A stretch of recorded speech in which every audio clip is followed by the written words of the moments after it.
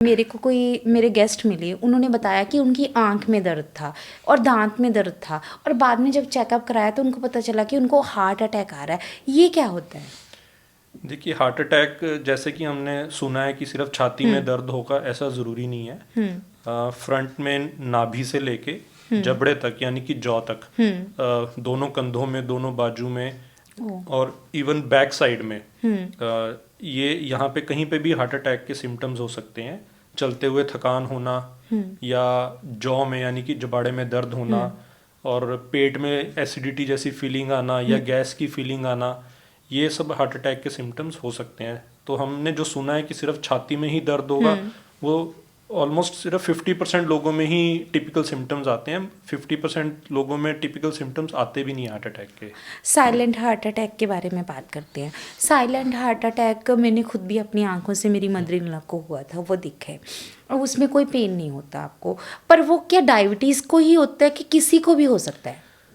Maximum cases में silent heart attack diabetics में ज़्यादा कॉमन है, क्योंकि डायबिटिक्स के अंदर जो पेन की नर्व्स होती हैं वो डैमेज हो जाती हैं, तो पेन इतना ज़्यादा फील नहीं होता। और जैसे जैसे एज बढ़ती है तो ये सेंसेशंस वीक हो जाती हैं। तो एज के साथ और डायबिटिक्स में साइलेंट हार्ट अटैक होना बहुत कॉमन है। बहुत कॉमन है। मतलब एक चीज़ और जानना चाहूँगी, वुमेन्स में और मेन में क्या डिफरेंसेस होते हैं हार्ट अटैक के? देखिए, 40 इयर्स की एज तक देखा जाए अगर, मेनोपॉज के राउंड, तब तक फीमेल्स के अंदर जो हार्ट अटैक का रिस्क है वो थोड़ा कम होता है हार्मोनल चेंजेस की वजह से, as compare to males. Menopause के बाद ये जो रिस्क है ऑलमोस्ट इक्वल हो जाता है। बट जो फीमेल्स में हार्ट अटैक होता है वो मेल से ज़्यादा सीरियस होता है। फीमेल्स के हार्ट को वो ज़्यादा डैमेज कॉज करके जाता है एज कम्पेयर टू मेल्स। और फीमेल्स में सिम्टम्स भी उतने ज़्यादा टिपिकल आते नहीं हैं जितने जेंट्स में आते हैं। फीमेल्स में थकान ज़्यादा होना, एसिडिटी, गैस, थोड़ा सा सांस चढ़ना या शॉर्टनेस ऑफ ब्रेथ जैसे बोलते हैं, तो ये सिम्टम्स ज़्यादा होते हैं। टिपिकल सिम्टम्स फीमेल्स में कम आते हैं। सर, क्या पीरियड्स के टाइम में, जैसे 40 से पहले भी, पीरियड्स के टाइम में भी हार्ट अटैक हो सकता है? 40 से पहले भी हार्ट अटैक फीमेल्स में हो सकता है, दो कम होता है लेकिन चांसेस ज़रूर होते हैं। कोई डायबिटिक फीमेल है, हाइपरटेंसिव फीमेल है, बहुत ज़्यादा ओबीज यानी कि मोटापा है जिसको, या जिसकी फैमिली हिस्ट्री बहुत स्ट्रॉन्ग है हार्ट डिजीज़ की, यंग पेरेंट्स में या सिबलिंग्स में या मदर में, रिश्तेदारों में यंग एज में अगर हार्ट अटैक्स हुए हैं तो वो कॉमन होता है। पीरियड्स, मेनोपॉज से पहले फीमेल्स में हार्ट अटैक होना।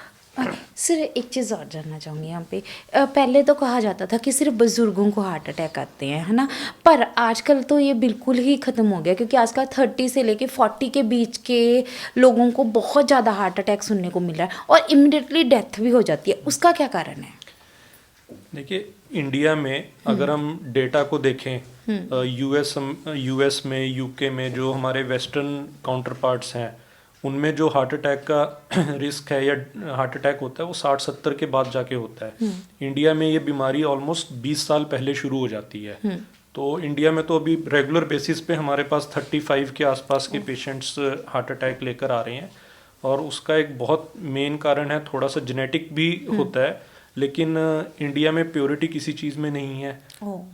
हर चीज़ आप जो खा रहे हो, हवा से लेके खाना पीना, सारा इम्प्योर है। कहीं ना कहीं वो इन्फ्लामेशन बॉडी में कॉज करता है। एक्सरसाइज लोग आजकल इंडिया में नहीं करते हैं। अगर आप यंगस्टर्स को देखोगे, कोई नाइट जॉब में है, कोई सुबह से लेके रात तक ऑफिस में बैठा है, कभी उसने एक्सरसाइज नहीं करनी, पूरा दिन ऑफिस का स्ट्रेस, फैमिली का स्ट्रेस, तो और नींद नहीं अच्छे से ले रहे हैं यंगस्टर्स, मोबाइल्स पे रात रात भर लगे रहते हैं।